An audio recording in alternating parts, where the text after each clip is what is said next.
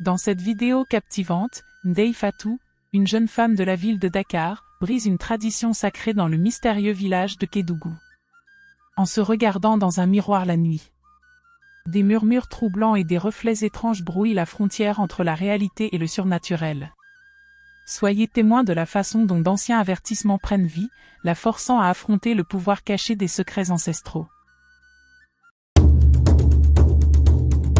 J'entendis des murmures dans l'obscurité et vis l'ombre se déplacer d'elle-même. Je n'aurais jamais pensé qu'une chose aussi simple puisse provoquer des événements aussi étranges. J'étais dans le village de Kédougou, un village tranquille où la nuit semblait cachée de vieux secrets et où des yeux invisibles surveillaient tout. J'ai grandi dans la ville de Dakar, donc tous ces avertissements ressemblaient à des superstitions idiotes. Je ne croyais pas aux esprits ni aux malédictions. Mon père m'avait dit d'aller rendre visite à ma grand-mère pendant un certain temps, alors j'étais là dans sa petite maison, remplie de vieilles photos et de l'odeur du bois de chauffage qui brûle. J'ai vu une étrange silhouette dans le miroir qui n'était pas la mienne, et elle a murmuré mon nom. Je n'ai jamais cru qu'un miroir pouvait contenir de sombres secrets.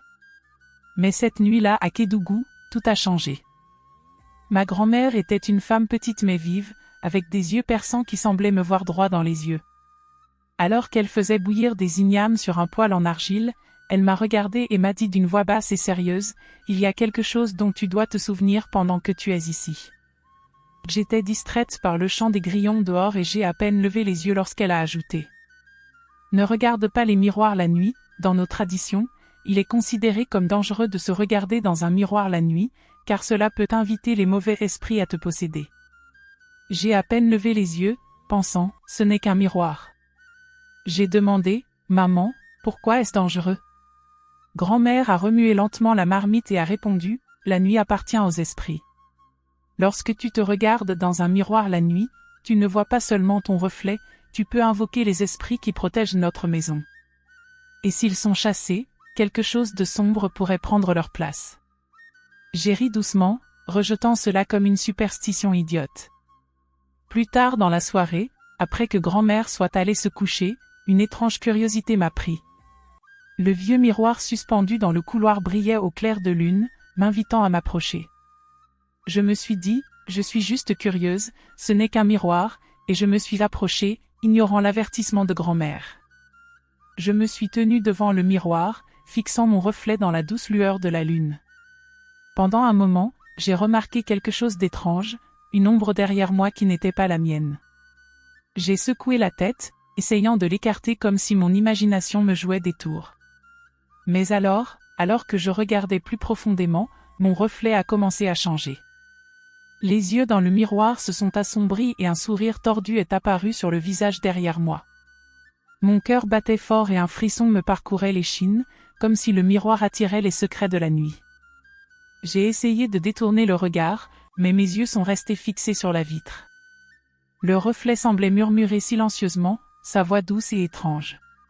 C'était comme si le miroir m'appelait, invitant quelque chose d'invisible à entrer.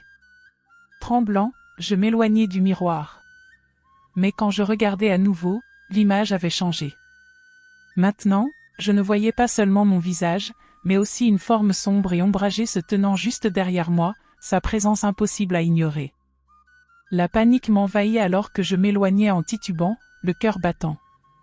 J'essayais de me dire que ce n'était qu'un jeu de lumière, une invention de ma peur.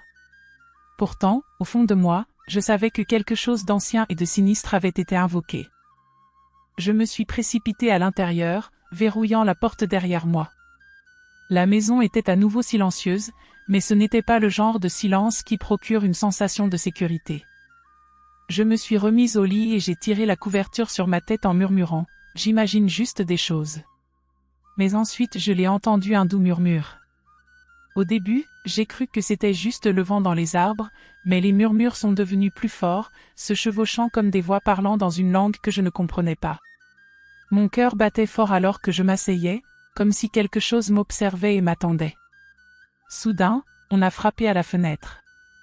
J'ai tourné la tête, mais je n'ai rien vu d'autre que l'obscurité. Paniquée, je courus jusqu'à la porte de ma grand-mère et frappai dessus en criant « Maman, maman, réveille-toi !» La porte s'ouvrit lentement et le visage calme mais sérieux de ma grand-mère apparut. Ndei Fatou, dit-elle doucement en m'attirant contre elle. Je t'avais prévenu. Je bégayai, maman, j'ai regardé le miroir. Je ne pensais pas qu'il allait se passer quelque chose de mal. Son visage s'assombrit lorsqu'elle attrapa mon bras et m'entraîna dans la pièce, fermant la porte derrière nous. Je t'avais prévenu, mon enfant, dit-elle à voix basse. La nuit appartient désormais aux esprits. Tu les as mis en colère. Je sentis mon souffle s'arrêter lorsque je demandai, maman, que dois-je faire? Comment puis-je régler ce problème? Grand-mère attrapa un bouquet d'herbes séchées accrochées au mur et commença à murmurer une prière tout en préparant un petit feu dans un pot en argile. Tu as invoqué quelque chose dans cette maison, dit-elle d'un ton ferme tandis que la fumée amère remplissait la pièce. Tu as chassé les protecteurs, et maintenant quelque chose de sombre est entré. Ce n'est pas un esprit ordinaire, il se nourrit de désobéissance. Je pouvais à peine parler, mon esprit s'emballant de peur. Tu veux dire que c'est comme un fantôme, murmurai-je en tremblant. Grand-mère hocha gravement la tête. Oui, un esprit agité qui vient parce que tu as enfreint la règle. Maintenant, nous devons purifier la maison et rappeler les esprits protecteurs. Mais tu dois me promettre de ne plus avoir de doute, de ne plus enfreindre les règles. J'acquiesçai rapidement, ma fierté disparut. Je te le promets, maman. S'il te plaît, aide-moi, suppliai-je. Grand-mère m'a tendu un petit bol en argile rempli d'un liquide sombre qui sentait les feuilles amères.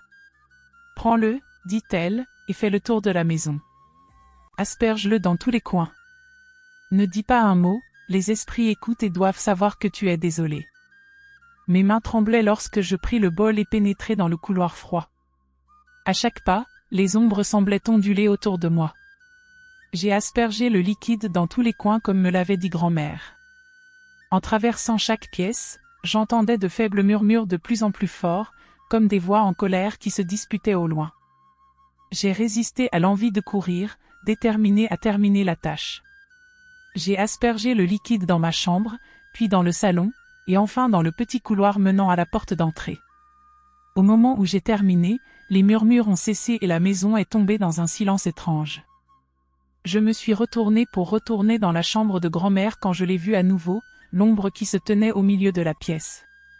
Mon cœur s'est arrêté, debout derrière l'ombre changeante qui ressemblait à de la fumée sans visage clair. J'ai senti ses yeux froids sur moi et ma voix est restée coincée dans ma gorge. « Maman !» ai-je crié.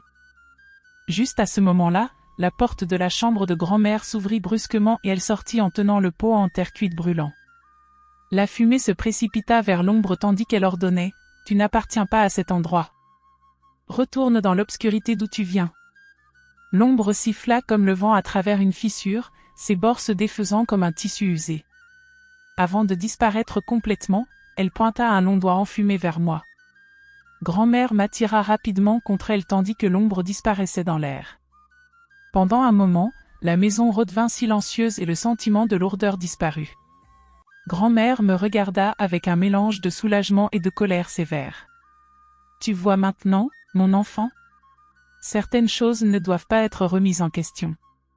Tu es en sécurité pour l'instant, mais souviens-toi, les esprits n'oublient pas. » Les larmes coulaient sur mon visage tandis que je murmurais « Je comprends maintenant, maman.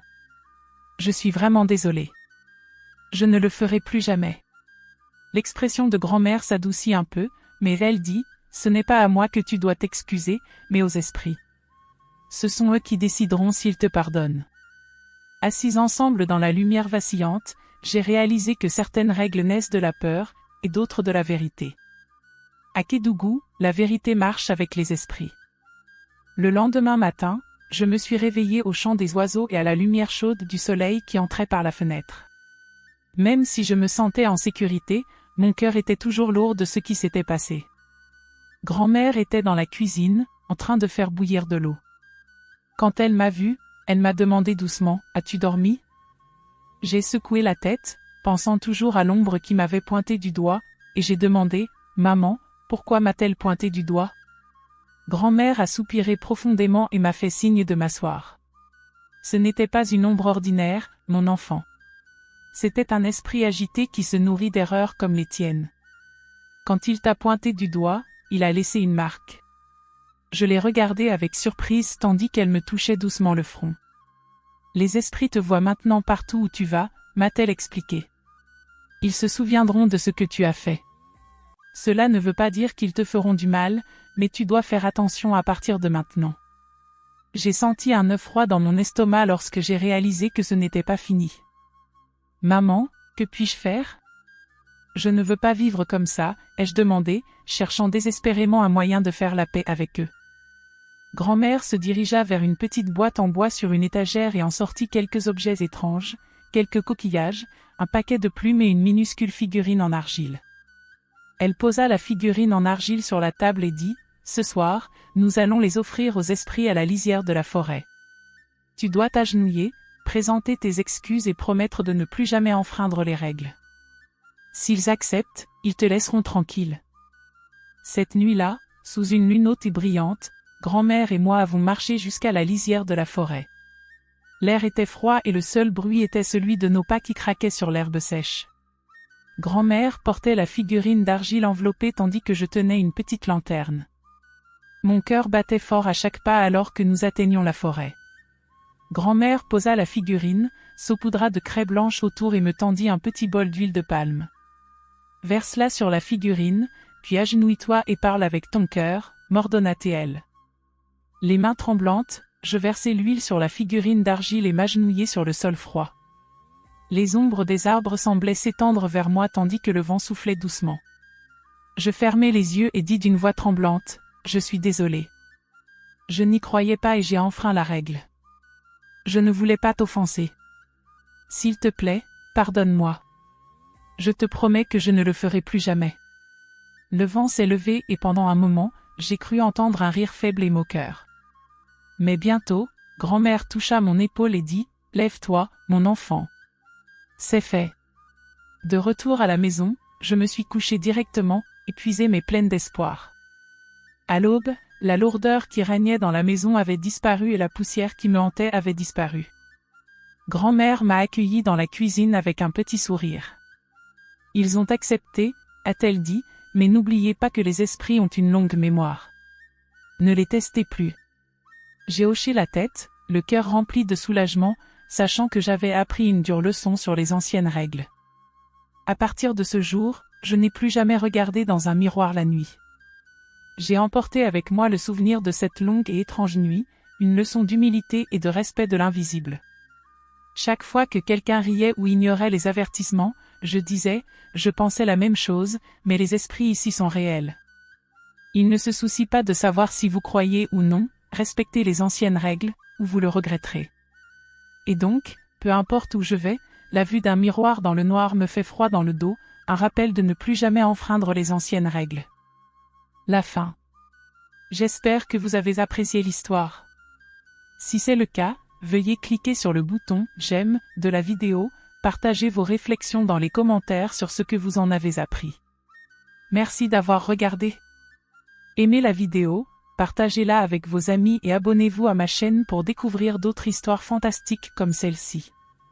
Merci de faire partie de ce voyage.